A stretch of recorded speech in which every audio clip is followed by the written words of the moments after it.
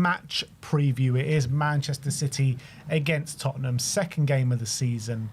And, past performances at the Etihad have been decent. If you look at these games, obviously 4-0 last time, 3-3 the game before that. And quite interestingly enough, obviously we went there under Ange in those two games.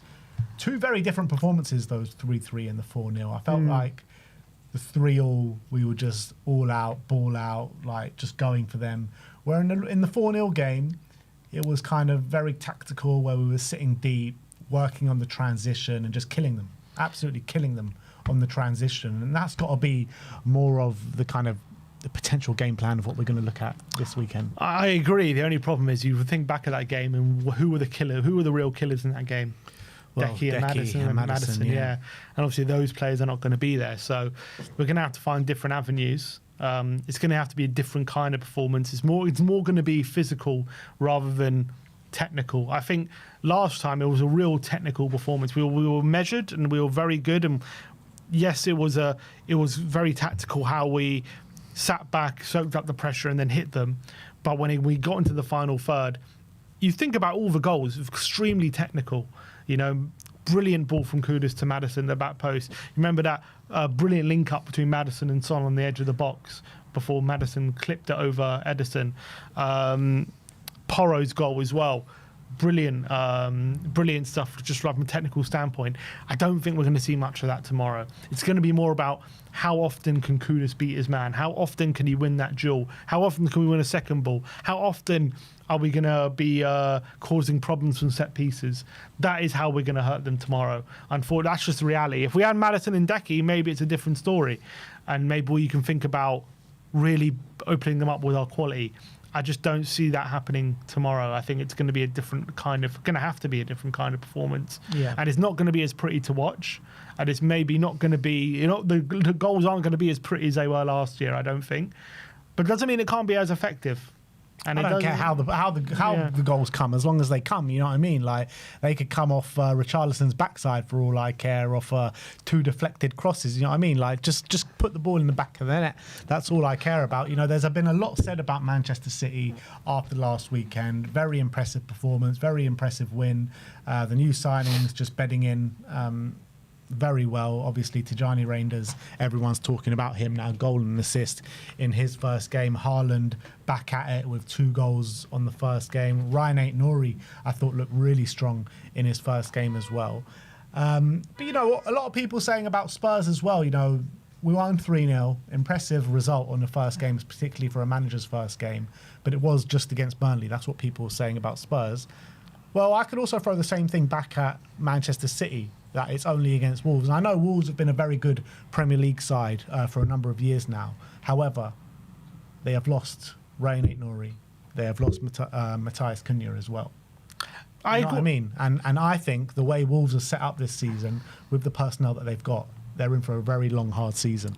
I agree. The only thing I would say to counteract that is I thought City's level of performance was a lot better than ours. So, they really opened them up and took them to the sword, whereas our performance you can't deny, was dodgy. It relied on a few moments. I think, to be fair, once we got it to 2-0, I actually thought the performance was a lot better and we were a lot more confident and we controlled the game a lot better than maybe before, where it was kind of very stodgy. We actually struggled in build-up and all these different things.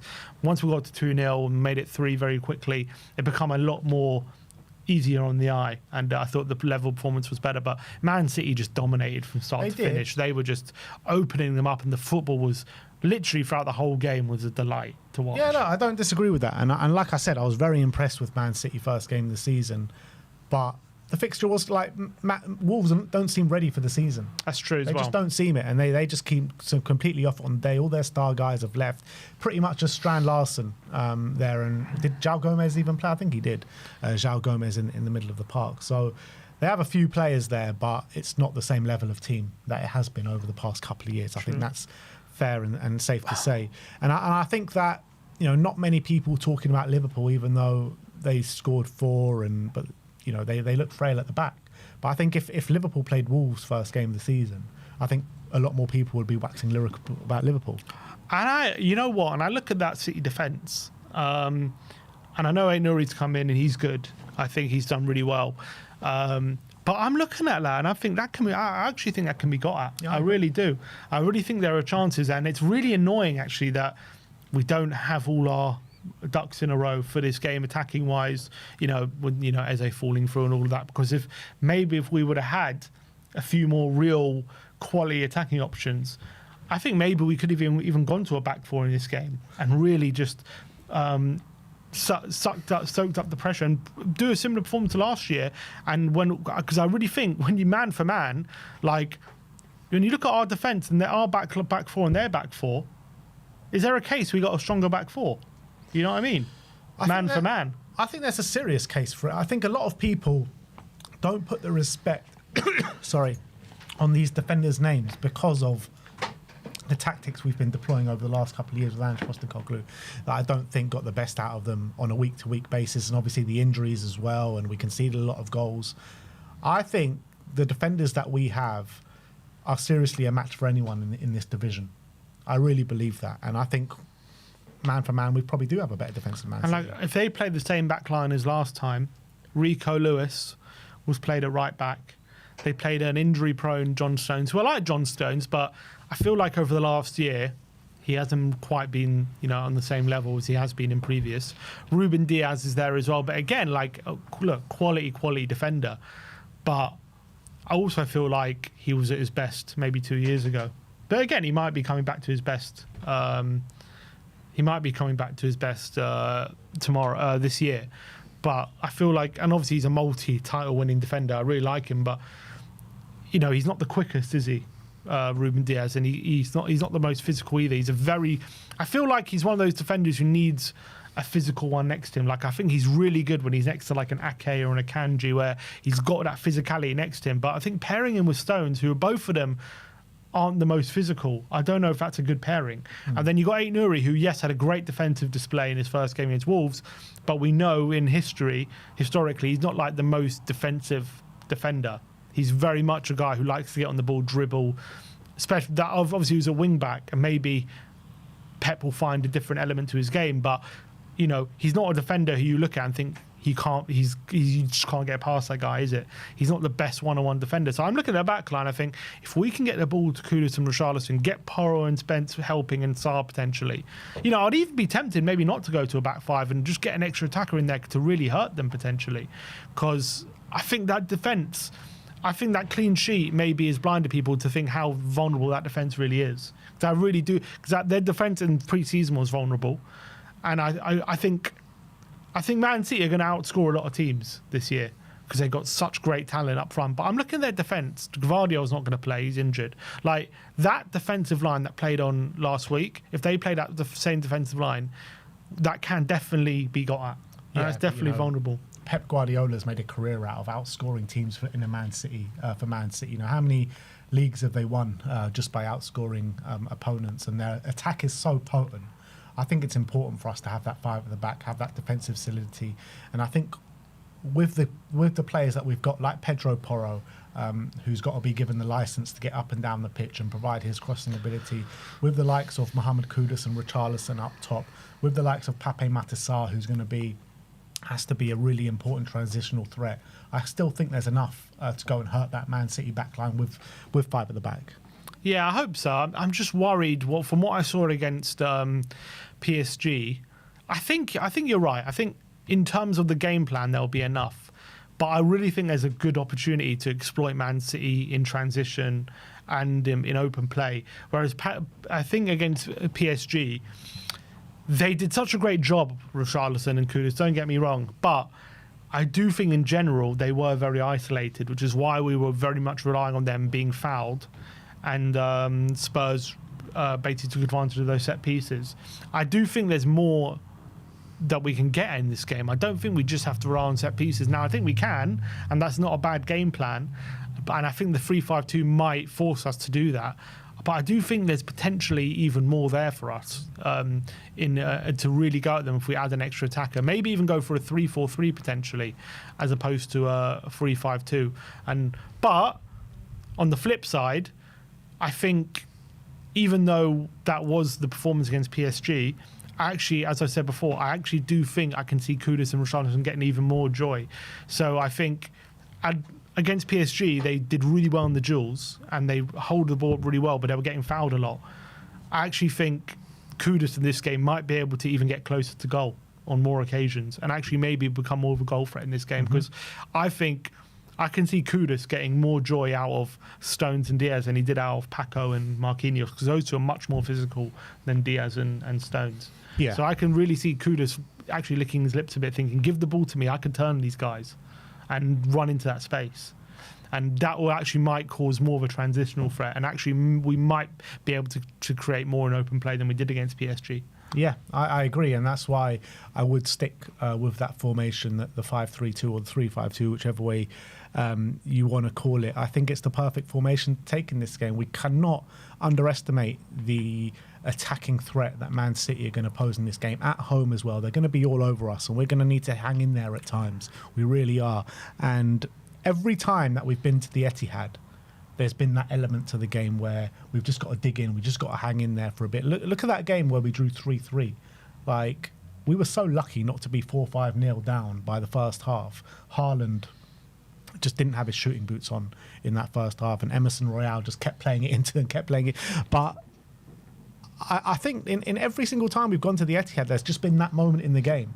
So I think it's just really important that we have an extra man in defence, aggressive defenders in Danso and Romero and Mickey van de Ven, Jed Spence as well, and the likes of Pedro Porro. Just sit them tight. Paulini are covering that space as well with Rodrigo Bentancur. I think they'll find it really hard to break us down. Where in if we play like this, where do you see maybe, what are you worried about Man City getting the advantage? Like, probably midfield, you would say?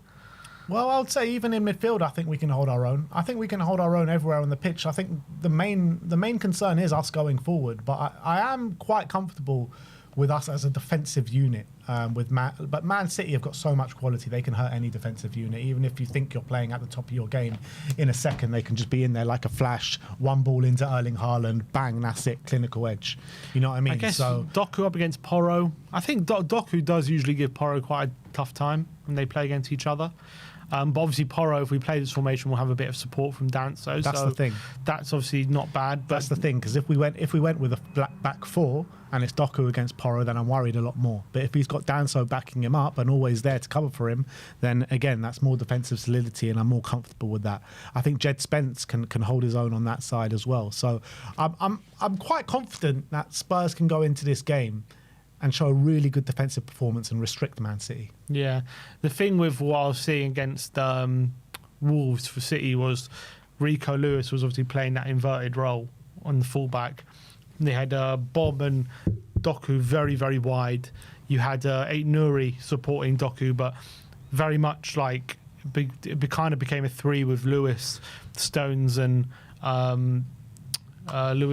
Diaz. I think it would be a bit of a shame if Lewis is going to play that inverted role, given his profile. I think, look, he's a good player, but he's going to leave a lot of space. If you've got someone down that side to exploit that space, like ruthlessly, I don't know if a front two, because that would be focused very centrally. If you had someone out there on the left, just whenever we're in transition, just exploiting that space ruthlessly, there's going to be a lot of space down there, right-hand side, down our left-hand side. So I wonder if he's going to have a plan for that. Yeah, I wonder if he'll get Kudus over there, or maybe Richarlison or something. Well, it could even be the wing-backs in terms of Jed Spence and Pedro Porro, get them higher up the pitch. But that's going to take a lot of energy out of them, because they're going to need to be going up and down and up and down and up and down. Maybe one of the midfielders throughout the whole game. Because you saw Sarr sometimes when he moves even to when we're pressing, he moves to an up front, or he can even move. I think what was it, the PSG game at goal kicks, he was moving to a wide position, wasn't he? And we were aiming for him. Yeah. And I can see that happening when we get a goal kick, get Sarr on Rico Lewis and just aim for that and just get him to bully him. No doubt Thomas Frank is going to be looking at any sort of tactical edge, any sort of gaps that Man City leave on the pitch, and he will be exploiting that. No doubt about it. He'll definitely be exploiting that. Does Rodri start and Foden, you think? I don't think they start. I know Pep said in his press conference that they're ready, but I think they start on the bench for this one. Yeah. So the midfield, do you think they go unchanged, do you reckon, from Wolves? Look, there's always a chance for Pep Roulette. I'm trying to see the team that they played against Wolves was 8 Nuri, Diaz, Stones and Lewis at the back. Rangers, Nico Gonzalez, Bernardo Silva in the 10, Bob on the right, Doku on the left and Haaland up top. Maybe you could change Bernardo for Cherki. I think Marmoush is a possibility to start. Marmoush. Look, yeah, they can go. They can go so for anyone, man. They got Nunes that can come in at fullback. They got Marmoush that can come in across the forward line. They got Ryan Cherki who came on and made an impact when he came on. If that would be a smart move, if they change Nunes to Lewis, I think that's a smart move because he's got that little bit extra physicality and it makes it that little bit harder for us. I wouldn't be surprised if Marmoush starts against Doku instead of Doku on the left. Yeah, I wouldn't be surprised. They've got so many different options. You know, it's so hard to kind of prepare for a game when you just don't know who's going to play. Like that is Pep roulette. And if you're Pep, do you analyze the PSG game and plan for that, or do you analyze for the game that we played last week against Burnley and play for a back four? Like, yeah, I guess that's the positive thing about Frank is you can't just basically spend all week saying we're going to plan for this because Frank can obviously play different formations. So that is obviously the positive about having an adaptable manager is it keeps the opposition manager guessing a bit, doesn't it? Yeah, it does. But I think he'll have an inkling that Spurs will probably go 5 at the back, 3-5-2. He's obviously managed against Thomas Frank many a time in the Premier League so far, and I think Frank's had his joy against Man City and against Pep Guardiola, and vice versa. But Pep will speak about Frank in the press conference. He's like saying, no doubt, Thomas Frank is going to be a great manager and do a great job at Spurs. He was always glazing over him when he was at Brentford as well, saying no doubt this guy's going to get a big job in the future as well. He says, I know my managers, and I know when I see a good manager, and Thomas Frank is a good manager. Yeah, look, it's going to be a very interesting tactical battle on the weekend. I think Man City are going to have the lion's share of possession. I predict something like over 70% of the possession probably on the day. And we're going to have to stay compact. We're going to have to stay patient. We're going to have to be very aggressive up against this Man City side. And we just need to restrict them. Just restrict them.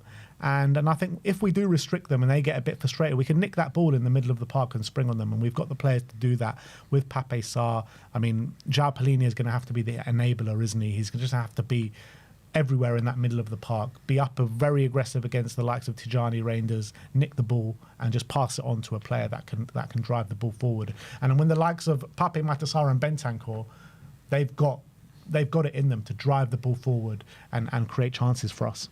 It's a weird one, isn't it, in terms of what we can learn from this game, because it's almost as if I feel sometimes because we have such a good record at the Etihad, it's almost like if we go there and win tomorrow, it's almost like it counts against us. So we've always had a good record. So people's reactions like, yeah, you always win at the Etihad. It's not even that impressive. Yeah, you just have something overseas.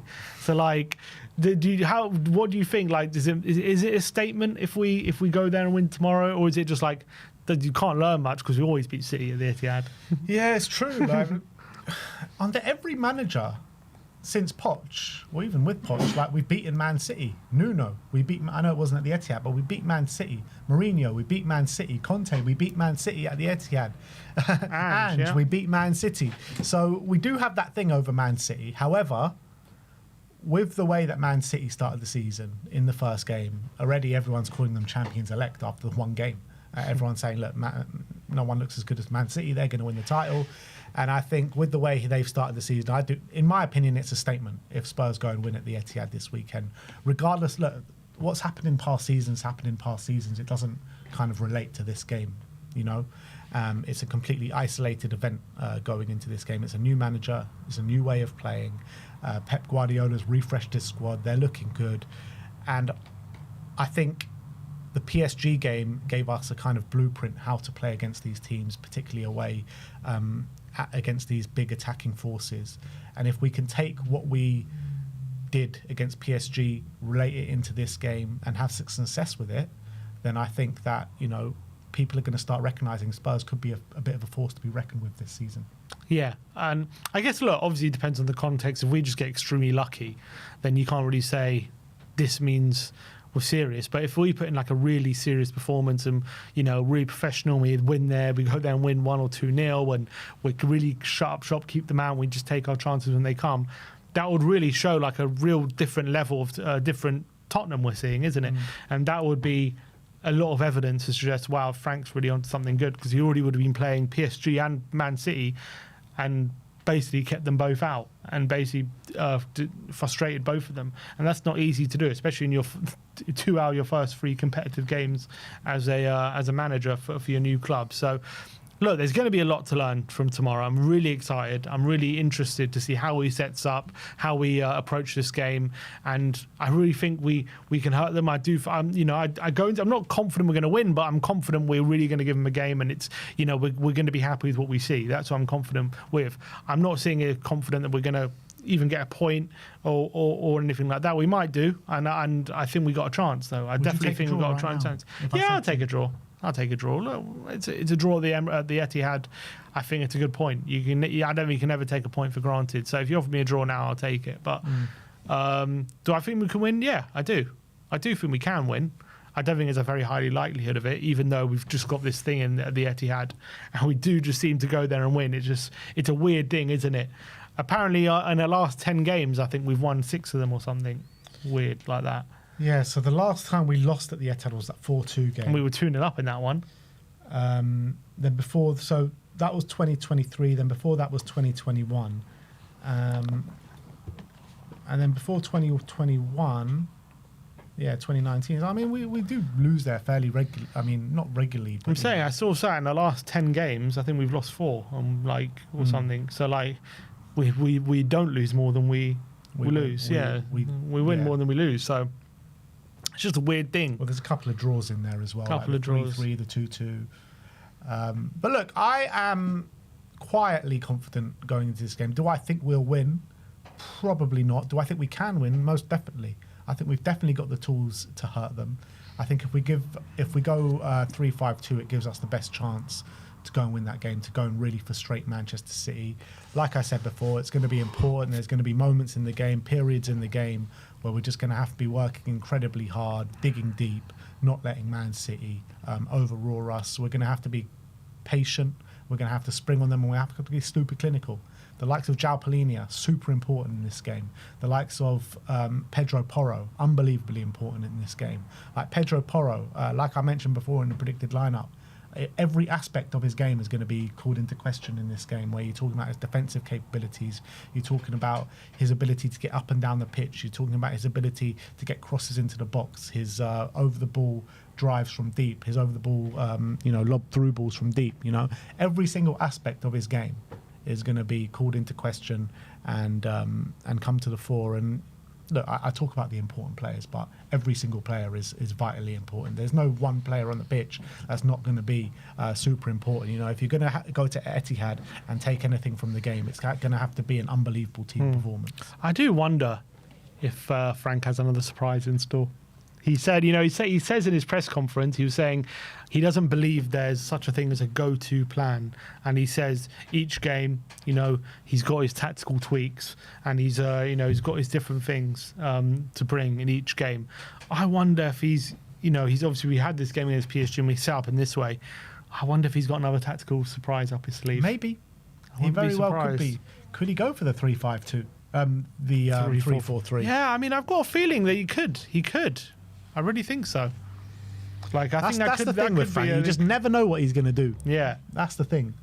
And I think that kind of element of surprise is going to do us so good for us over the course of the season. It's going to be so hard for teams to plan against us. It's going to be great. Yeah, absolutely. But look, I think usually when you got a game like this, you're like thinking, oh God, how are we going to deal with this? But I'm actually feeling positive going into the game tomorrow. 12:30 kickoff at the Etihad. Can we start off the weekend with a bit of a flurry? My prediction in Predict the Prem was 1-0 to Man City, but I am feeling that Spurs can take something from this game. So I'm actually going to change up my prediction from that. And I am going to go... You're going to change it and Predict the Prem as well? If I'm allowed, I'm allowed. You want to? Maybe. I thought once it's locked in, it's locked in. That is the rule generally. I was just interested to see if you would. All right. I am going to go for 2-2. 2-2. I said 3-2 City. I feel like it's going to be 2-2 going into the last stages, and we're going to be sitting deep, soaking up the pressure, just trying to see it out. And I think just because on this occasion we're very early on in Frank's tenure, we're still not perfect. I've just gone for City to grab that late win, a bit of heartbreak, but those are the moments you learn from, you know. So I've gone for 3-2 to City. All right, well, Sim is making the very early trip up to the Etihad tomorrow. I think he leaves at about 6 in the morning, 6:30 in the morning to get up to Manchester for 12:30 kickoff. I'll be here with Sai in the studio. Whenever Sai's in the studio, mad things always do seem to happen.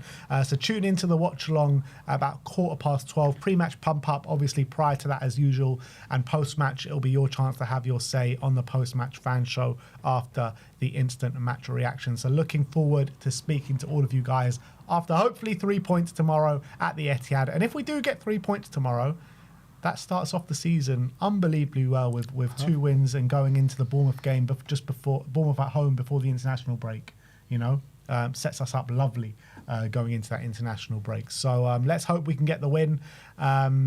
And yeah, it's going to be an interesting day tomorrow. So look forward to seeing you all tomorrow. Thank you everyone for tuning in.